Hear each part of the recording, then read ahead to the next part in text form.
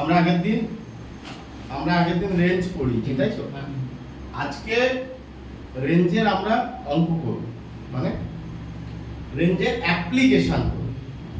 যে অ্যাপ্লিকেশন মানে কি, কেমন প্রবলেম থাকলে কিভাবে আমরা সলভ করব, তোমরাই সলভ করবে। আমি দুটো অঙ্ক দিয়েছি এখানে।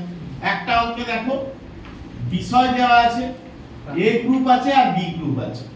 কি কি বিষয় আছে দেওয়া আছে, কোন বিষয়ে এ গ্রুপে কে কে কত পেয়েছে সেই নাম্বারটা দেওয়া আছে, আর বি গ্রুপ আছে, সেই বি গ্রুপে কত কত নাম্বার পেয়েছে দেওয়া আছে, কোন সাবজেক্ট, এর রেঞ্জ বের করতে হবে। আরেকটা একটু অন্যরকম অঙ্ক দেখো, ক্লাস বাউন্ডারি দেওয়া আছে। আমরা 11 এ ক্লাস বাউন্ডারি করেছিলাম, কারণ একটা লোয়ার লিমিট আছে আর একটা আপার লিমিট আছে। তাহলে এই রকম ক্লাস বাউন্ডারি যদি দেওয়া থাকে এবং ফ্রিকোয়েন্সি দেওয়া থাকে, তাহলে সেক্ষেত্রে আমরা কিভাবে রেঞ্জ বের করব, এই রকম দু টাইপের বা আরো কিছু টাইপের রেঞ্জের অঙ্ক দিতে পারে। তাহলে তুমি আসো দেখি, প্রথমে এই অঙ্কটা করে দাও। এদিকে ঘুরে যাও, হ্যাঁ ওইখান থেকে শুরু করো।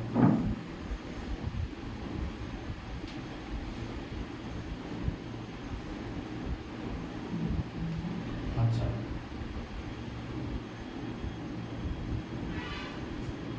প্রসার সমান রেঞ্জের কি করছো? প্রথমে রেঞ্জের সূত্র লিখ, সূত্রটা লিখো।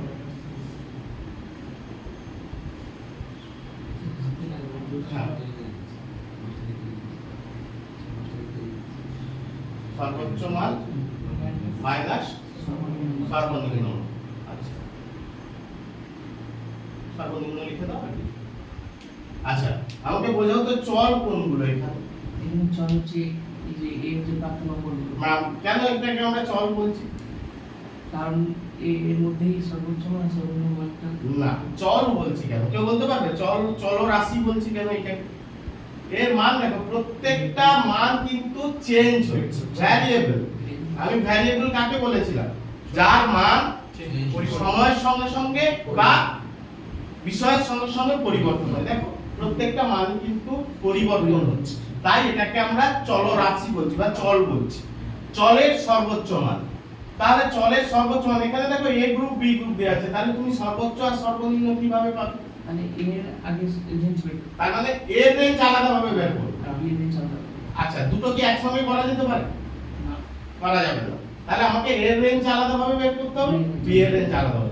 এর রেঞ্জ আলাদা ভাবে বের করতে গেলে কি ভাবে করবে তুমি? এর প্রাপ্ত নম্বরের সর্বোচ্চ মান খুঁজতে হবে। খুঁজতে হবে। তার খোঁজে সর্বোচ্চ মান কোথায় আছে? সর্বোচ্চ মান 56। Very good.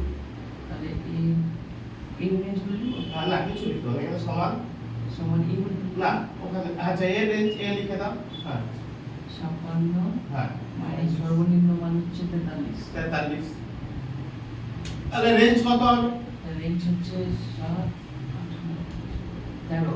13। আচ্ছা, তার মানে কি বলতে চাইছি, 13টা তো কোন একটা কথা বলছে, কি বলছে? এটা গড় প্রাপ্ত নম্বর।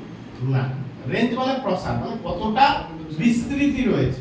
তুমি তো বিস্তৃতির পরিমাপক হিসাবে রেঞ্জকে ব্যবহার করেছো, তাহলে বিস্তৃতি রয়েছে 13। এই 13 মানে মানটা কতটা থেকে মানে কোন রেঞ্জ থেকে কোন রেঞ্জের মধ্যে, মানে কোথা থেকে কতর মধ্যে রয়েছে। তাহলে এখানে কত?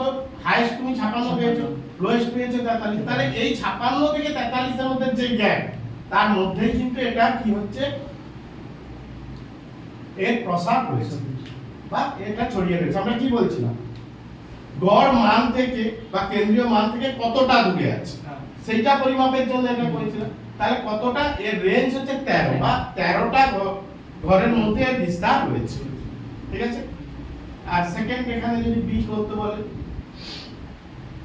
এর সর্বোচ্চ মান 67 বসাও, আর সর্বনিম্ন 25 সমান 7 বসাও 42। আচ্ছা, তাহলে বলো তো কার বিস্তৃতি বেশি এই এ আর বি এর মধ্যে? B A. কেন? কারণ 42 রেঞ্জ, 42 রেঞ্জ মানে এর বিস্তৃতিটা বেশি। অর্থাৎ অনেক বড় ঘর নিয়ে রয়েছে। কার রেঞ্জ হচ্ছে 42 আর এর রেঞ্জ কত 13, মানে এর বিস্তৃতি ছোট বা এর রেঞ্জ কম, মানে এর কম ঘর ছড়িয়ে আছে। অঙ্কটা কি বলতে চাইছে সেটাও বুঝতে হবে, ঠিক আছে? অঙ্ক শুধু করে গেলে হবে না। বিস্তৃতি প্রসার কি বোঝাতে চাইছে, মানে কতটা ছড়িয়ে আছে, কতটা বিস্তার লাভ করে আছে। তাহলে এর বিস্তার লাভ বেশি কেন, এ 42 আর এ 13। তাহলে অঙ্কটা বোঝা গেছে সবাই? সবাই বুঝতে পেরেছো? তুমি বস। যা বসো। এই অঙ্কটা আমরা মুছে দিই। এরপর সেকেন্ড তুমি আসো। আগে কি আছে অঙ্কটা দেখো। আগের অঙ্কটার সঙ্গে এই অঙ্কটার কি পার্থক্য আছে, ঘুরে যাও।